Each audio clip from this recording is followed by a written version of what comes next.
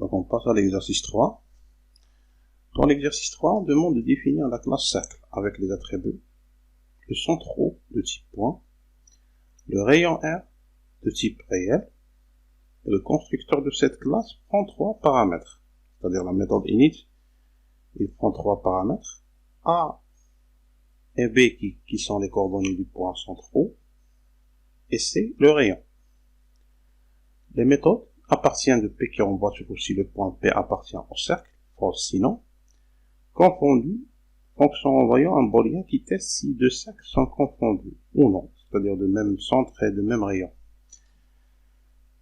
Enfin, comme l'exercice 2, on demande d'écrire la fonction cercle de points A et B, qui prend deux points A et B et renvoie le cercle de centre A et passant par B. Enfin, on va essayer de faire ça.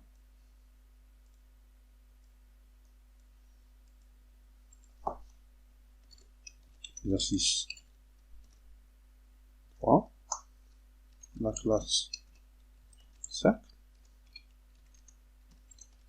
init. Voilà. L'objet cercle qui appelle la méthode. On a dit que les trois paramètres A0, B0, C0 sont des valeurs par défaut. Vous pouvez mettre les valeurs que vous voulez. Premier attribut,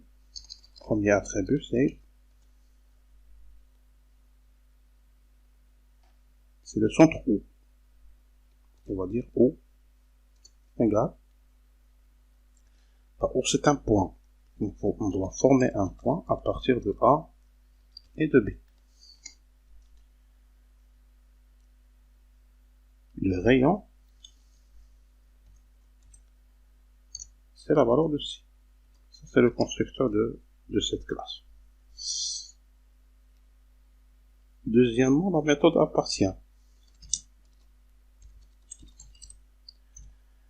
Appartient, elle accepte comme paramètre un point P. Il teste si le point P appartient au cercle. Il suffit de tester, calculer la distance du centre du cercle jusqu'au point P et on voit est-ce qu'il est égal au rayon. Ce qui veut dire qu'on va retourner la valeur de P. On va utiliser la méthode distance de la classe de l'exercice 1, la classe point. On va voir la distance par rapport au centre du cercle qui appelle la méthode. Est-ce qu'elle est égale au rayon, c'est-à-dire la valeur de R. Si oui, on va retourner true, sinon on va retourner false. Enfin, la méthode confondue qui accepte, en plus du cercle qui appelle la méthode, il accepte un deuxième cercle, C. Deux cercles sont confondus s'ils ont le même centre.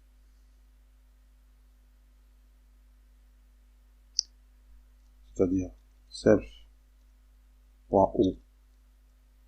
ce qu'on va retourner, self.o égale à c.o,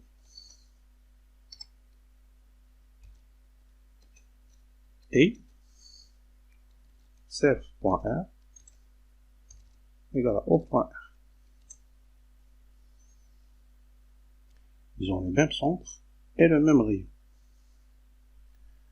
Dernière chose, une fonction, cette fois, cercle de points, qui prend deux paramètres, A et B.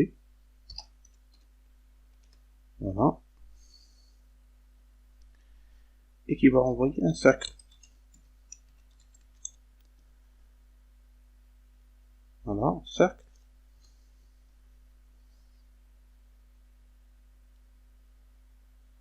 Et vous trouvez les coordonnées du point, c'est-à-dire x, y. Donc le point, il est point centre du cercle, c'est A. Donc c'est A point X, A point Y.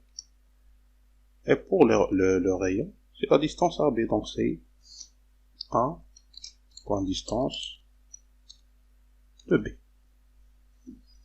Voilà pour cet exercice.